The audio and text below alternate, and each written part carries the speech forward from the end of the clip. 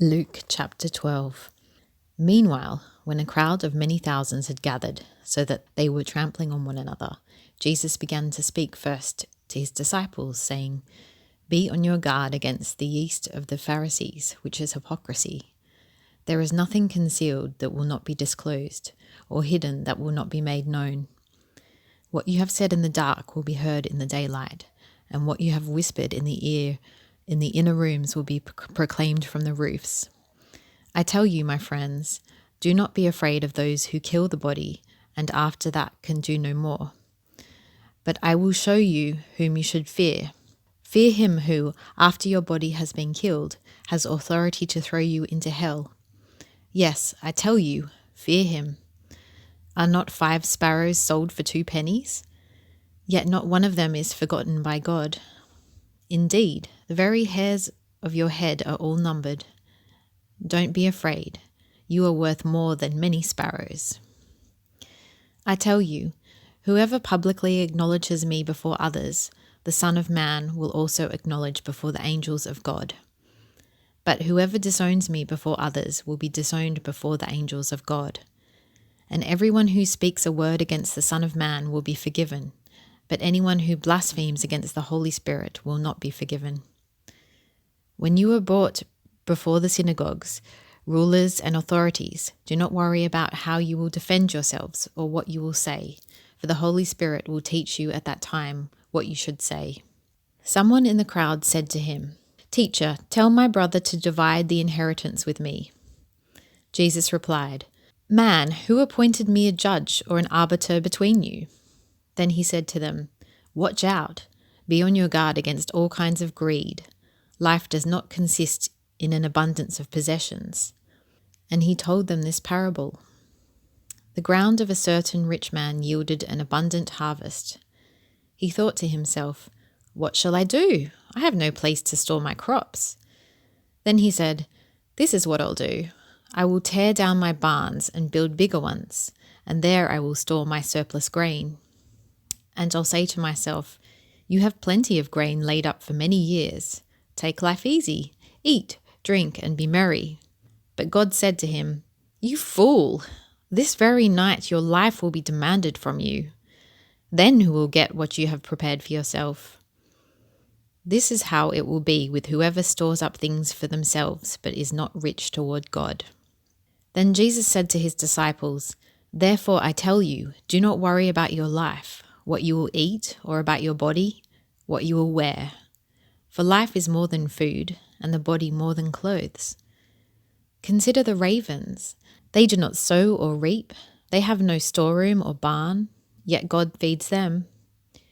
And how much more valuable you are than birds. Who of you, by worrying, can add a single hour to your life? Since you cannot do this very little thing, why do you worry about the rest? Consider how the wildflowers grow. They do not labor or spin. Yet I tell you, not even Solomon in all his splendor was dressed like one of those. If that is how God clothes the grass of the field, which is here today, and tomorrow is thrown into the fire, how much more will he clothe you, you of little faith? And do not set your heart on what you will eat or drink. Do not worry about it. For the pagan world runs after all such things, and your Father knows that you need them. But seek his kingdom, and these things will be given to you as well. Do not be afraid, little flock, for your Father has been pleased to give you the kingdom. Sell your possessions and give to the poor. Provide purses for yourselves that will not wear out, a treasure in heaven that will never fail, where no thief comes near and no moth destroys. For where your treasure is, there your heart will be also. Be dressed ready for service, and keep your lamps burning, like servants waiting for their master to return from a wedding banquet, so that when he comes and knocks, they can immediately open the door for him. It will be good for those servants whose master finds them watching when he comes. Truly, I tell you, he will dress himself to serve, will have them recline at a table, and will come and wait on them. It will be good for those servants whose master finds them ready, even if he comes in the middle of the night or toward daybreak. But understand this, If the owner of the house had known at what hour the thief was coming, he would not have let his house be broken into. You must also be ready, because the Son of Man will come at an hour when you do not expect him." Peter asked, "Lord, are you telling this parable to us or to everyone?" The Lord answered, "Who then is the faithful and wise manager, whom the master puts in charge of his servants to give them their food allowance at the proper time? It will be good for that servant whom the master finds doing so when he returns. Truly, I tell you, he will put him in charge of all of his possessions.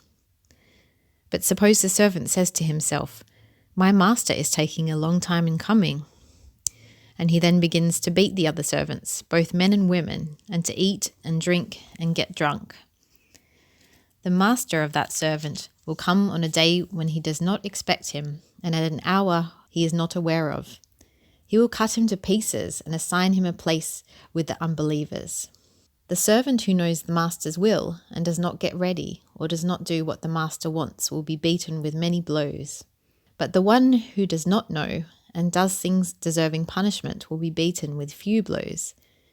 From everyone who has been given much, much will be demanded, and from the one who has been entrusted with much, much more will be asked.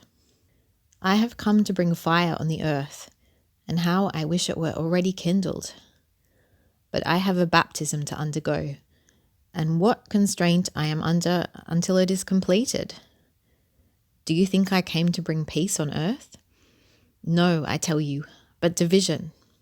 From now on there will be 5 in one family divided against each other, 3 against 2, and 2 against 3.